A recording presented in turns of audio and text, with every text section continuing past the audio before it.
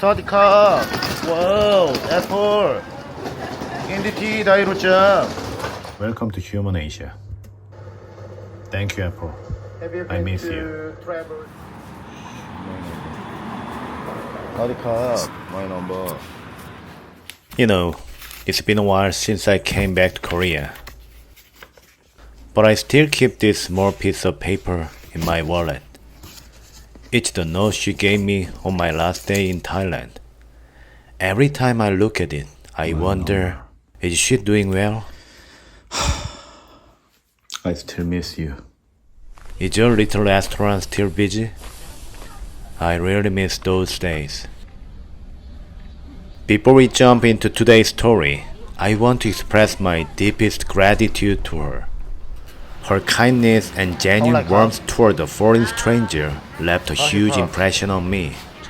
Small, heartfelt gestures like hers truly show the real charm of rural Thailand and raise the image of local people to a whole new level. Travel to Japan or Korea? If you watched my last video, you know I was hanging out in a small quiet town in rural Thailand. I found this tiny local restaurant that served rice and various side dishes. The first time I walked in, the woman running the place looked pretty cold. She barely smiled and seemed very quiet. But here's the thing, the restaurant was packed. She was cooking, taking orders, and cleaning all by herself. Even though she looked distant at first, the food was amazing. And as I kept going back, I realized something. Her kindness wasn't flashy. It was low-key but genuine. Sociologists actually call this stranger anxiety. It is not about being rude. It comes from natural shyness and hesitation. They simply don't know how to interact with foreigners yet. They don't want to make a mistake or act disrespectfully. So they stay quiet. Once you understand this cultural context, that Cold War vanishes pretty fast. Anyway, I really liked her vibe, but I knew I was leaving the town in a few days, so I kept my feeling to myself. There was another big reason I didn't say anything. Every time I visited, there was a little boy hanging around her. Naturally, I thought, okay, that's definitely her son. I thought to myself, of course she's married. A wonderful woman like her wouldn't be single. In many traditional societies, especially in regional areas, family structure revolves around the local community. People marry early and extended families live together. Seeing a young child at a family-run shop usually means one thing: it's her kid. So I accepted it. I enjoyed my meals, appreciated her quiet kindness, and prepared to leave the city without expecting anything more. On my final day, I went to a restaurant one last time for breakfast. It was early morning, right before I had to head to the airport. Luckily, the shop was quiet. When she saw me walk in, she smiled. It was a relaxed, warm smile, a look I had never seen on her face before because she was always so busy. For the first time, we actually had a chance to talk. The little boy was there again. I pointed at him and asked, "Is he your son?" In my head, I was all ready for her to say yes. Instead, she waved her hand fast and left. I can't explain it, but I felt this instant relief. I mean, there was no guarantee that she liked me or that anything would happen.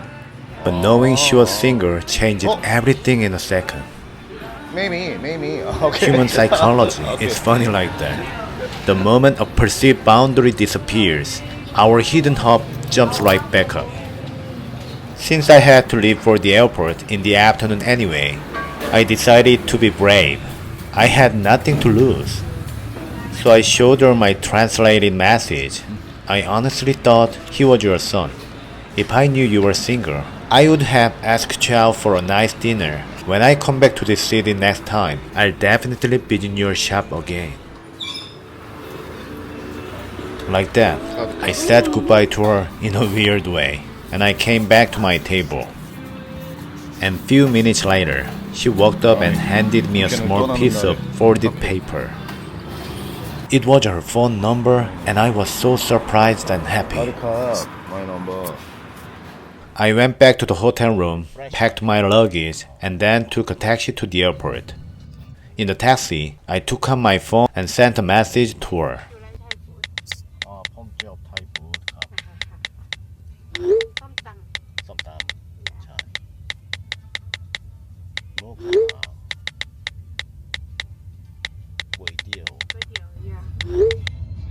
Just a few minutes later, my phone buzzed.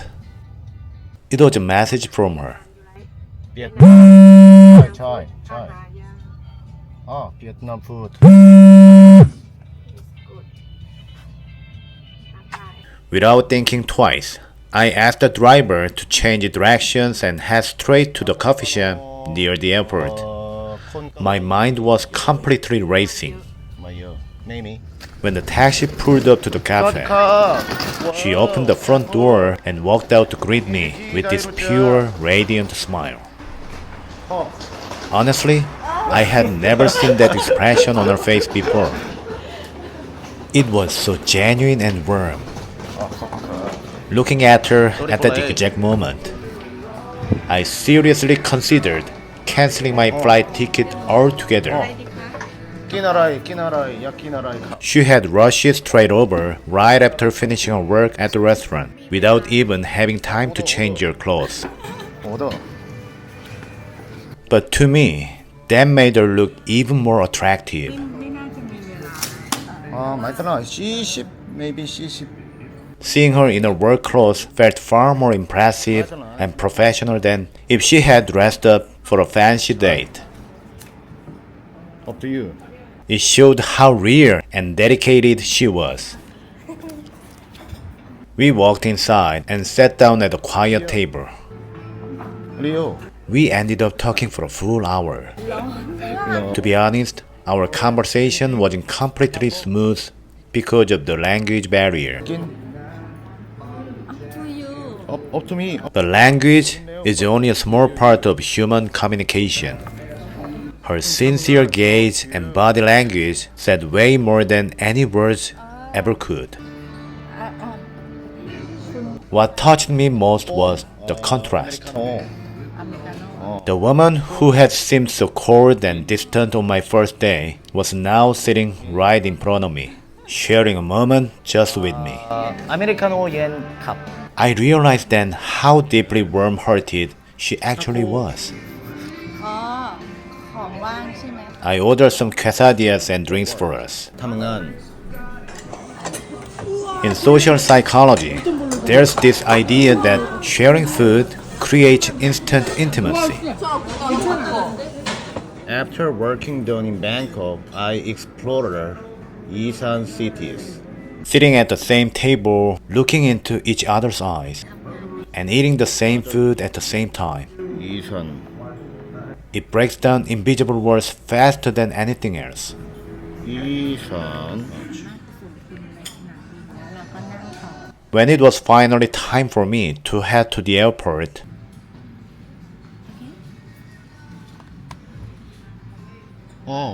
Okay. Up to you.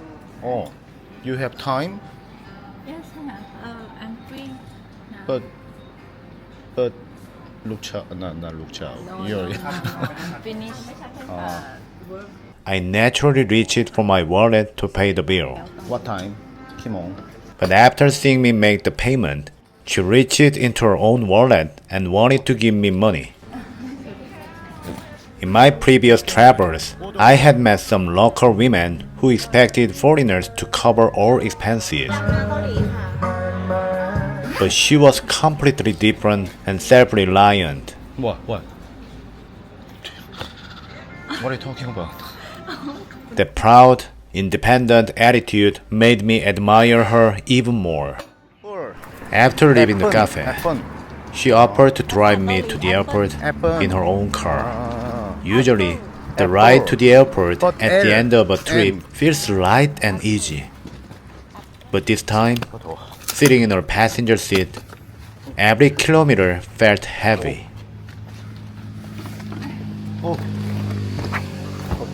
I honestly didn't want to go.